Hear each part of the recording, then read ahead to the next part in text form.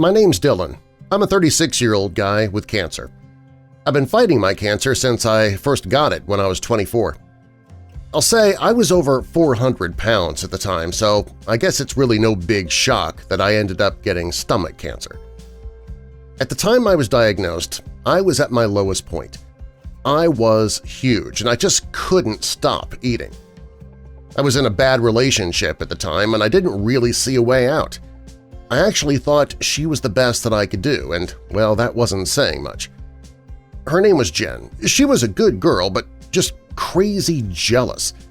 She also wasn't one to go out and socialize much, which wouldn't have been a big deal if she didn't mind me going out without her, but, well, that wasn't the case. If she wasn't in the mood to go out on a Saturday night, that meant we were not going out on a Saturday night. It sucked. Don't get me wrong, there were times when I put my foot down and said, "Too bad, so sad, I'm going," but the fights that came as a result of that barely made it worth going. We had a little dog together, Tuck, and he was the worst part about breaking up. She took him, and there wasn't anything I could do about it, so I was over 400 pounds, living with Jen, and absolutely miserable. I could pound back an entire bucket of KFC, no doubt about it. It was nothing for me to eat an entire pizza to myself. I wasn't feeling good, to be sure, and I felt worse and worse, and the day I saw blood in the toilet after having a bowel movement, well, I knew something serious was going on. So I was sent in for a colonoscopy, and the results were that my intestines were full of cysts and tumors and were a complete mess. I had surgery to get the cysts and the tumors removed, and I had to get a section of my intestine taken out because it wasn't salvageable. From there, I had to go on a big-time diet. At first, I gave up soda, and I lost a good 20 pounds just from doing that.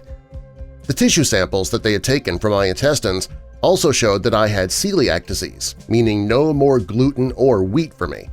That was a big change, but again, it was a change that I had no choice but to make. I had to go through chemo and radiation after the surgery because there was still some cancer in my stomach. The more chemo and radiation I had, the more complications emerged. I didn't realize it at the time, but that was the start of a seemingly never-ending battle for me that would come to define my life. My cancer always came back, and I also had tumors in my chest, arm, leg, and most recently my spine. It was surgery after surgery to remove the tumors that were close to the surface and could be removed laparoscopically, and it was chemo and radiation for the rest. I had to get a section of my leg muscle removed because it was full of cancer, and now I have to walk with a polio cane as I have a terrible limp. It all sounds horrible, I know, but there was also a lot of good that was happening through it. When I was first diagnosed with cancer, one good thing that came of it was it got me out of my relationship with Jen. She was gone. She didn't want anything to do with somebody who was so sick. That's the kind of person she turned out to be. But could I really blame her? Not really. I met another girl, though, shortly after I'd been diagnosed and gone through that first surgery. She was one of those cool girls because she was super mellow.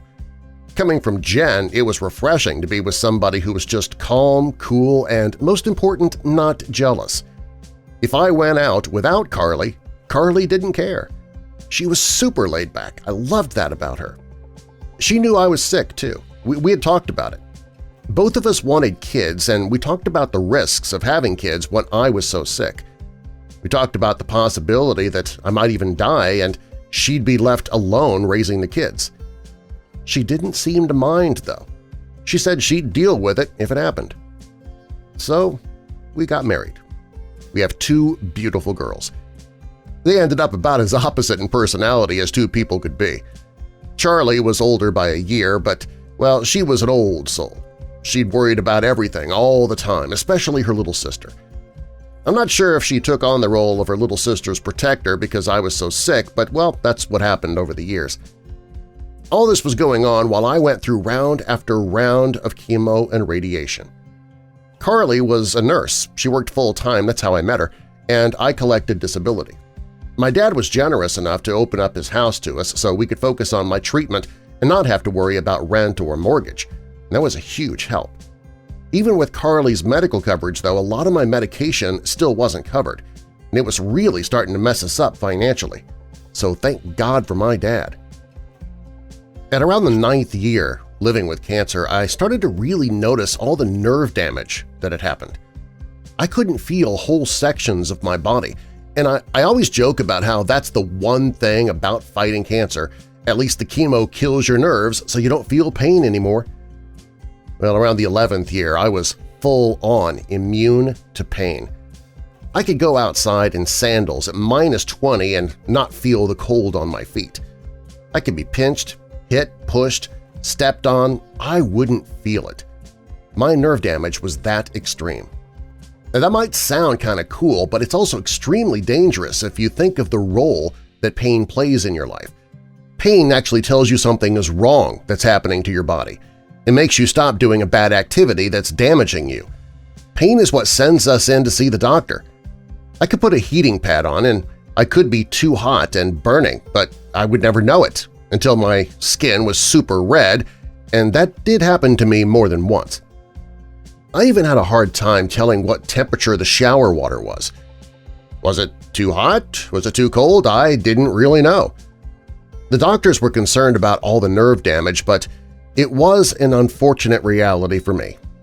After all, what's worse, to be dead from cancer or to put up with the side effect of the chemo that was keeping me alive? I'm pretty sure the answer is obvious there. I don't know what the future has in store for me, but I do know this. As hard as these years have been battling cancer, I kept on living. I got married. I had 2 kids. I lived my life. As awful as I felt quite often, I always made an effort to be present for my children. I'd walk them to school every day. I'd sit on a park bench and watch them play every day after school. The surprising thing that happened over the years was that Carly seemed to withdraw further and further away from all of us. She seemed to be getting depressed. She was never interested in going out with us, and as sick as I was, I still had to do all the housework, the cooking, the cleaning, the grocery shopping. I was looking after the girls.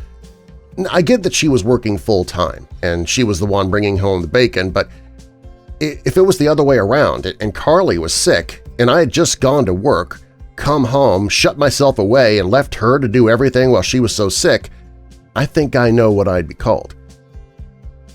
Our relationship was starting to erode. The stress of dealing with constant sickness and money problems really started to take its toll.